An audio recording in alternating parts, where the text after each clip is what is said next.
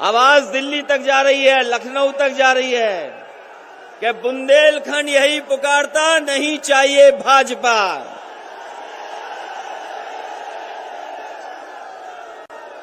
हमारे बुंदेलखंड के लोगों ने भारतीय जनता पार्टी को पूरा समर्थन दिया। विधानसभा का चुनाव हुआ होगा, विधानसभा में भारी बहुमत देकर के जिता करके भेजा।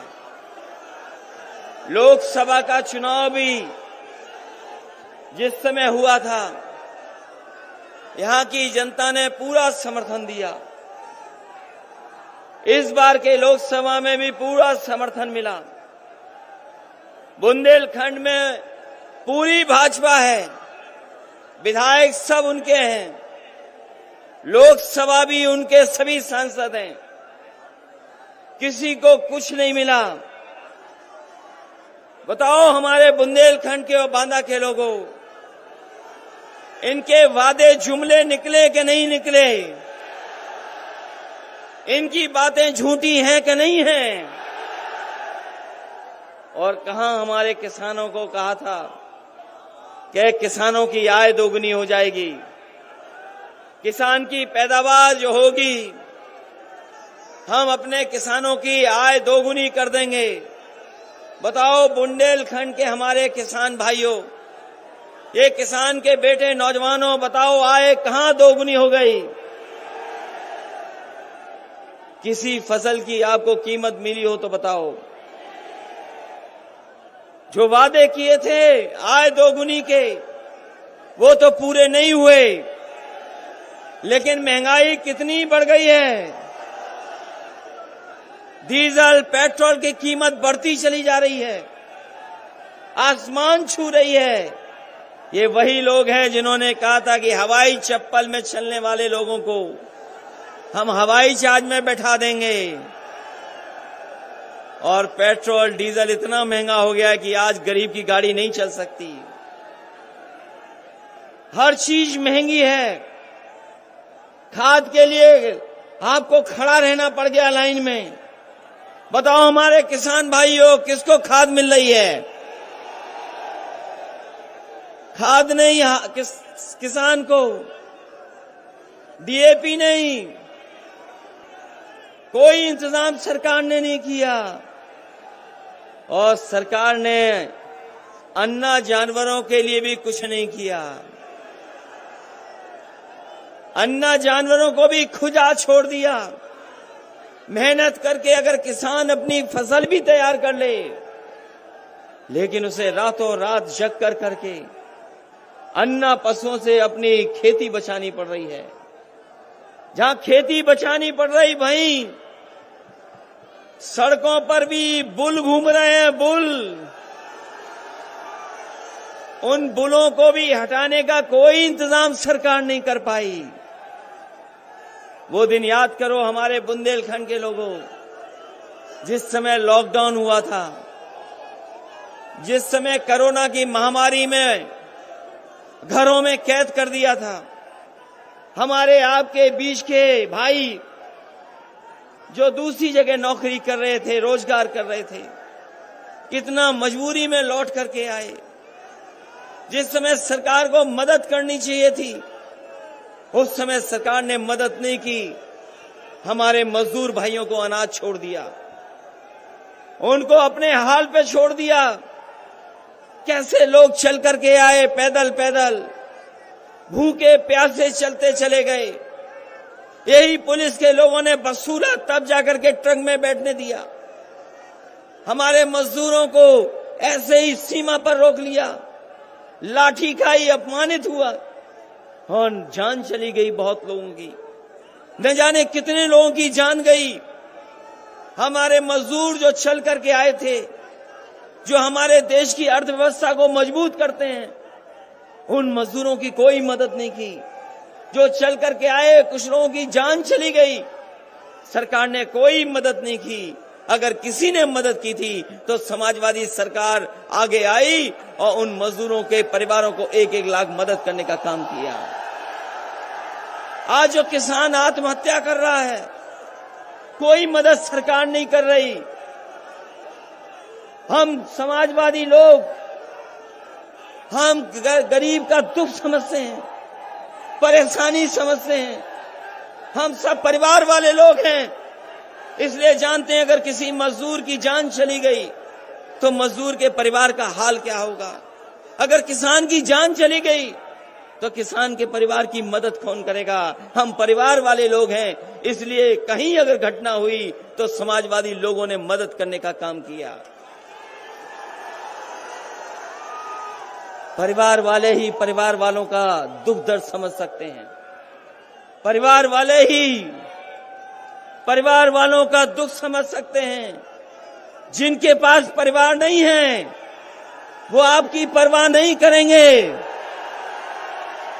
और अगर परवाह की होती तो यहीं पर बांदा में हमारे पत्रकार साथी जानते होंगे, शराब के नशे में एक गरीब जो काम करता था, जो गरीब वहां पर सेवा करता था, इतना मारा और नशे के उसमें उसने आदमी को चीर दिया। बताओ, यहीं पर घटना हुई बांदा में, एक गरीब को चीर दिया इसलिए कि गरीब से वो ज्यादा सेवा कराना चाहता था। कोई मदद नहीं की सरकार ने। ये हमारे बिशम्बर निषाद जी बैठे हैं, पार्टी के और नेता बैठे हैं। अगर किसी ने मदद जाकर के घर उसके की तो समाजवादी लोगों ने मदद करने का काम किया। ये जो लोग कहते हैं कि दमदार सरकार है, जो लोग कहते हैं कि दमदार सरकार है, दमदार लोगों को अभी देखा था हम लोगों ने सड़क पर, कैसे वो पीछे पीछे चलते चले आ रहे थे। ये जो दमदार सरकार चलाने वाले लोग हैं, इनका एक ही है नारा, ये झूठ दमदार बोलते हैं, झूठ दमदार। ये दमदार सरकार वाले नहीं हैं, ये दमदार झूठ बोलने वाले हैं। बताओ बीएड वालों, शिक्षा मित्र वाला, आपसे क्या वादा किया था नौजवानों। ये दमदार सरकार ने वादा किया था कि नहीं किया था नौकरी और रोजगार का, लेकिन दमदार सरकार के तो 4.5 साल पूरे हो गए। 4.5 साल में हमारे बुंदेलखंड के नौजवानों को नौकरी रोजगार से पीछे छोड़ दिया। कोई नौकरी रोजगार का सपना नहीं देख सकता। अगर किसी ने सपने को मारा है तो यही झूठ बोलने वालों ने सपनों को खत्म कर दिया। अब सुनने में आया है कि नौजवानों को वो स्मार्टफोन देंगे, टैबलेट देंगे। सरकार का समय पूरा हो गया और 4.5 साल तक बताएं भारतीय जनता पार्टी के लोग कौन सी टैबलेट दे रहे थे आप, कौन सी टैबलेट मिल रही थी। और याद रखना नौजवानों, जो लैपटॉप नहीं चला सकता वो आपको लैपटॉप नहीं दे सकता।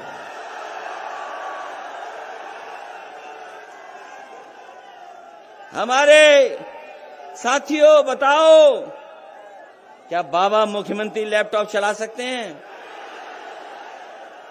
और अभी तो सुनने में आया है वो स्मार्टफोन भी नहीं चला सकते। बताओ, क्या बाबा मुख्यमंत्री लैपटॉप चला सकते हैं? और अभी तो सुनने में आया है वो स्मार्टफोन भी नहीं चला सकते। और अगर स्मार्टफोन और लैपटॉप चला सकते होते तो हमारे नौजवानों के हाथ में अभी तक सरकार ने दे दी होती यार। इसलिए कहना चाहते हैं आपसे कि आपको योगी सरकार चाहिए कि योगी सरकार चाहिए? योगी सरकार चाहिए कि योगी सरकार चाहिए? इन्होंने उत्तर प्रदेश को पीछे कर दिया। उत्तर प्रदेश के हालात जो पैदा किए हैं, आज जो नफरत फैलाई है, ये जो बर्बादी हुई है, इतनी लूट कभी नहीं हुई होगी। इनका विकास तो हम लोगों ने तस्वीरों में देखा है। इनका विकास तस्वीरों में पकड़ा गया, इनके विज्ञापनों में पकड़ा गया। अभी कुछ दिन पहले याद होगा, एक विज्ञापन निकाला तो कलकत्ता का जो फ्लाईओवर है वो विज्ञापन में ले आए कि वो भाजपाइयों ने बनाया है। उसके बाद कारखाने, आपके यहां तो नहीं लगे कारखाने, कोई कारखाना लगा हो तो बताओ हमें। कोई कारखाना नहीं लगा। अमेरिका की तस्वीर चुरा के ला गए, बोले कि ये कारखाने लगे हैं। अभी आए थे यहां भाजपाई लोग, बांध की तस्वीर दिखा रहे थे। वो बुंदेलखंड का बांध नहीं था, वो कहीं और का बांध था जिसकी तस्वीर दिखा रहे थे। ये विज्ञापन में भी झूठ दिखाते हैं। विज्ञापन में भी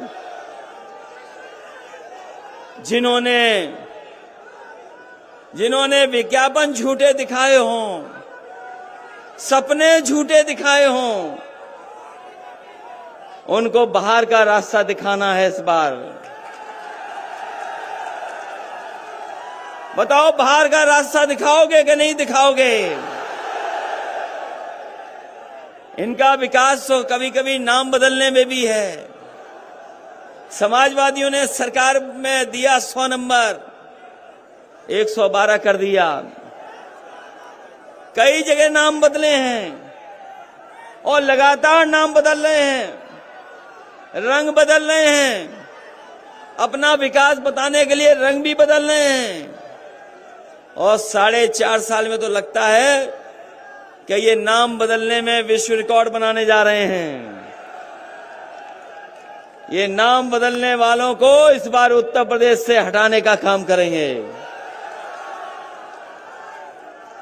इसलिए जहां महंगाई बढ़ गई हो, बेरोजगारी बढ़ गई हो और हमारे बुंदेलखंड के लोग अभी भी प्यासे हैं, अभी भी खेतों तक पानी नहीं पहुंचा पाए, इसलिए हम कह के जा रहे हैं बुंदेलखंड के भाइयों बहनों से, जब ये नीति आयोग कह रहा है कि 32 लाख लोग गरीब हैं, 32 लाख गरीब आपके बुंदेलखंड में हैं, तो चाहे हमें सरकारी बजट से ज्यादा मदद करनी पड़े, चाहे हमें समाजवादी पेंशन से अच्छी कोई योजना चलानी पड़े, अपनी माताओं बहनों को, उन परिवारों को सम्मान देने के लिए पहले 500 रुपए देते थे, इस बार अगर हमें 3 गुना भी देना पड़ेगा तो उन परिवारों की मदद करने का काम समाजवादी सरकार में होगा।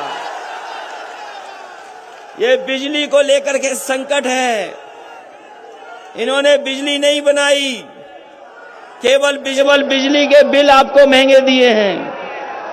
बिजली नहीं बनाई, बिजली के बिल महंगे दिए हैं। हम आपको भरोसा दिला के जा रहे हैं, अपने किसान भाइयों की हमने सिंचाई मुफ्त की थी, सिंचाई मुफ्त थी। सरकार बनेगी तो अपने किसानों के लिए सिंचाई मुफ्त के लिए इंतजाम करने का काम समाजवादी लोग करेंगे।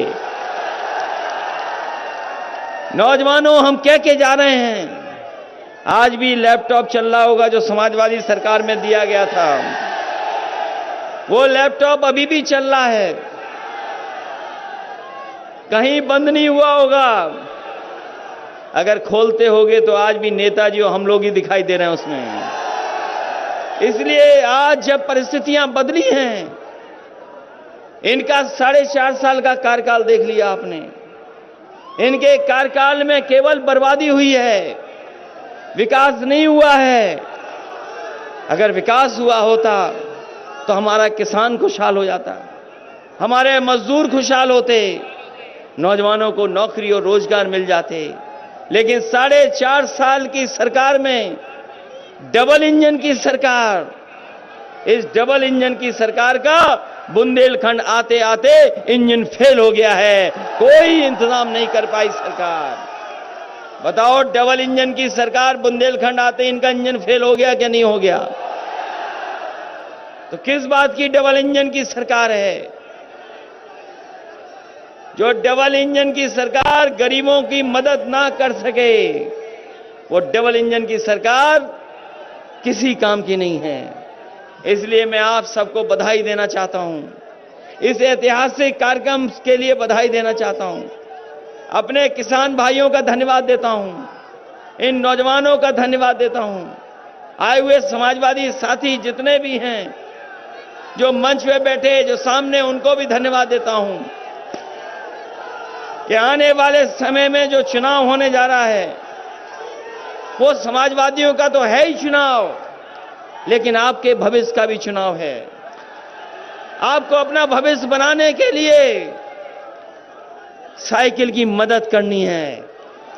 ये बीएड वाले लोग घूम रहे हैं बेरोजगार बड़ी संख्या में, शिक्षा मित्र भी बेरोजगार हैं। अभी टीईटी की परीक्षा हुई थी।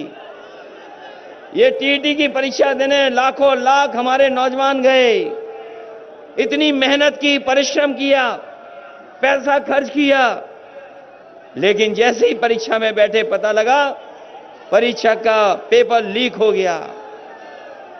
ये हमारे नौजवान जानते हैं कि ये पेपर लीक पहली बार नहीं हुआ है। ये सरकार जानबूझ करके पेपर लीक करती है। ये लीक करने वाली सरकार है और इसीलिए लीक करती है क्योंकि हमारे नौजवानों को नौकरी और रोजगार नहीं देना चाहती है। टीईटी के परीक्षार्थी हमारे भटक रहे हैं, बीएड वाले भटक रहे हैं, शिक्षा मित्र भटक रहे हैं, बीटीसी वाले भटक रहे हैं। कोई इंतजाम सरकार नहीं कर पाई। हम आपको भरोसा दिला के जा रहे हैं, समाजवादियों की सरकार लाइए और रोजगार पाइए, नौकरी पाइए, क्योंकि हमारे नौजवानों से हमारे समाज का, देश का भविष्य भी जुड़ा है। इसलिए इन्हीं शब्दों के साथ, बहुत अन्याय है उत्तर प्रदेश में, मामूली अन्याय नहीं हो रहा। न केवल आपके यहां पर, हर जगह मनमानी चल रही है। ये बुलडोजर वाली सरकार, ये बुलडोजर वाले लोग, ये याद रखें, बुलडोजर सड़क पे चला करता है, लोगों पे बुलडोजर नहीं चलता। और लोगों के पास इस बार अधिकार है वोट का। इतना वोट का बुलडोजर चलेगा, इतना वोट का बुलडोजर चलेगा कि भारतीय जनता पार्टी के लोगों का पता नहीं लगेगा। कौन सोच सकता है कि जो 100 नंबर वाली पुलिस थी उसको भी बर्बाद कर दिया। यही भारतीय जनता पार्टी के लोग कहते थे कि नोटबंदी आ जाएगा, भ्रष्टाचार खत्म हो जाएगा, काला धन वापस आ जाएगा। बताओ, नोटबंदी के बाद कौन सा भ्रष्टाचार रुक गया? और 100 नंबर का जब से 112 किया है, तब से पुलिस का भी पता नहीं क्या हो गया है। पुलिस भी इन्होंने खराब कर दी है। और एक घटना नहीं, दो घटना नहीं, उत्तर प्रदेश में न जाने कितनी अन्याय की घटना हो रही हैं। हर गरीब अपमानित हो रहा है। जो न्याय चाहते वो न्याय नहीं पा रहे हैं। यहां पर ही बांदा में मुझे बताया अभी मंच पर, अमन त्रिपाठी जिसकी हत्या हो गई, अमन त्रिपाठी जिसकी हत्या हो गई, आज भी पुलिस केस नहीं खोल पाई। उनके परिवार के लोग धरने पर बैठे हैं, न्याय नहीं मिल रहा। वो हमारे आपके समर्थक हैं नहीं है, वो बात अलग है, लेकिन उनके साथ अन्याय हो रहा है। कैसी पुलिस, कैसा प्रशासन जो अभी तक दोषियों को नहीं पकड़ पा रहा है, और कैसे दोषियों को पकड़ेगा?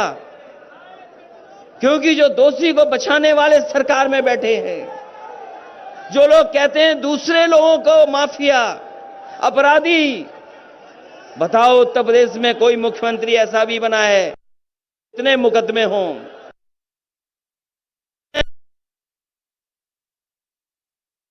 में हैं जिन्होंने अपने मुकदमे वापस लिए। अगर कहीं उदाहरण हो तो हमें बता दो आप, कोई उदाहरण है ऐसा कहीं पर? और जो बुंदेलखंड की हालत कर दी है, हमारे गरीब लोगों की जो हालत कर दी है पैदा, आज गरीब गरीब होता चला जा रहा है, इस महंगाई के कारण बर्बाद हो रहा है। इसलिए बुंदेलखंड की जनता से हमारी अपील है, समाजवादी लोग आपसे मदद मांगने आए हैं। बीजेपी के लोगों ने बहुत झूठे सपने दिखाए आपको, ये झूठ के फूल हैं, इनके फूल में खुशबू नहीं आती, ये झूठ के फूल में खुशबू नहीं आती। इसलिए साइकिल की रफ्तार बढ़ाना है। बताओ साइकिल की रफ्तार बढ़ाओगे कि नहीं बढ़ाओगे? हम आपको भरोसा दिला के जा रहे हैं कि बुंदेलखंड को हम लोगों ने ज्यादा से ज्यादा विकास से जोड़ा है।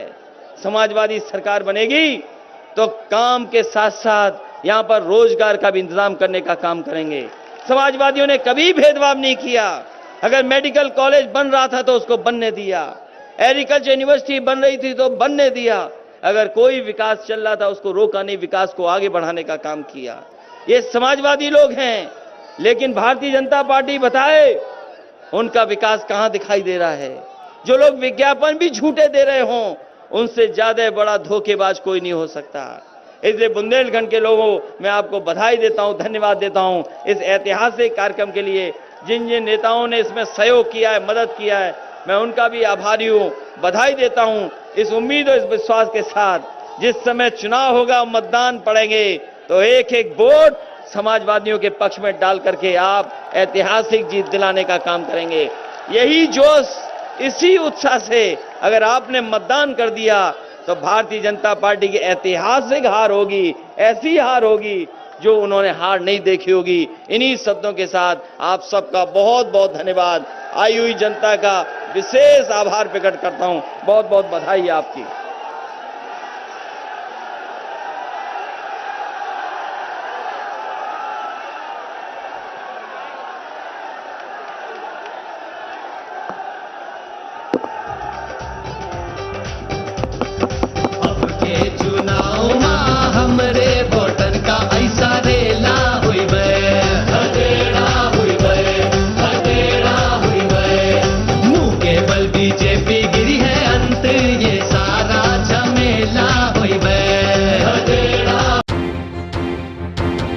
इस वीडियो को लाइक करें, हमारे चैनल को सब्सक्राइब कर बेल आइकन जरूर प्रेस करें। हमारी न्यू वीडियो सबसे पहले